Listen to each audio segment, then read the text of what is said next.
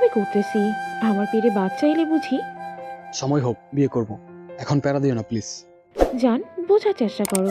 আমি অনুভব করতেছি আমার পেটে সন্তানের আবির্ভাব হয়েছে। সেই 6টা মাস থেকে একে অপরের স্বামী স্ত্রীর মতো রয়েছি।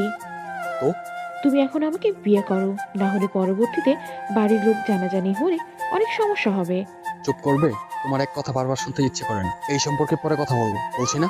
নীলের এমন কথায় সানজিদা আর একটিও কথা বলেনি, নিশ্চুপ রয়ে যায়। এরপরে প্রায় 5 মাস পরে সানজিদা বুঝতে পারে তার পেটে সত্যি সত্যি সন্তান এসেছে। কারণ ইদানিং তার বমি বমি ভাব, আবার মাথা ঘোরে। তাই সানজিদা সত্যিটা জানার জন্য একটি হাসপাতালে যায়। সেখানে গেলে ডাক্তার তাকে বলে, আপনার সন্তানের বয়স 4 মাস। আপনি একটু সাবধানে চলাচল করবেন। ডাক্তারের কথা শুনে মেয়েটি তার বয়ফ্রেন্ডকে ফোন দিয়ে সবকিছু খুলে পড়ে। এইটা শুনে ছেলেটি বলে, আশ্চর্য, সহবাসের পরে তুমি বাচ্চা না হওয়ার ওষুধ খাওনি? না, কেন খাওনি?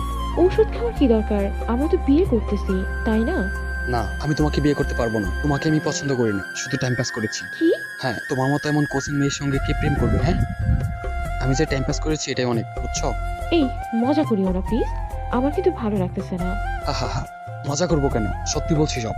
কথাটা শুনেই সানজিদা আকাশ থেকে পড়ার মতো অবস্থা। যদি ভালোই না বাসবে তাহলে আমার সঙ্গে এমন করলে কেন? কেন, এসবে তুমি মজা পাওনি? প্লিজ, এমন করিও না। দেখো, তোমার স্ট্যাটাস আর আমার স্ট্যাটাস চাই না। তুমি কোথায় আর আমি কোথায়? হ্যাঁ বুঝলাম, কিন্তু এই সন্তানের কি হবে? নষ্ট করে দাও, সবে তো 4 মাস, তাই না? প্লিজ, তোমার দুটি পায়ে পড়ি, আমার সঙ্গে এমন করিও না। মাপ চাই, আমাকে আর ফোন দিয়ে ডিস্টার্ব করবে না। কথাটা বলেনি ফোনটা কেটে দেয় এবং বন্ধ করে রাখে ফোন। এখন বুঝতেছে না সানজিদা কি করবে, তার বাচ্চাটি কি হবে, কিভাবে বাঁচবে এই সমাজে, যে সমাজে মানুষ চেনা বড়ই দেয়।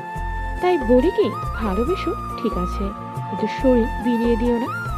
ভালো লাগলে আমাদের voice of Momi Sinha YouTube চ্যানেলটি সাবস্ক্রাইব করতে ভুলবেন না কিন্তু। ধন্যবাদ।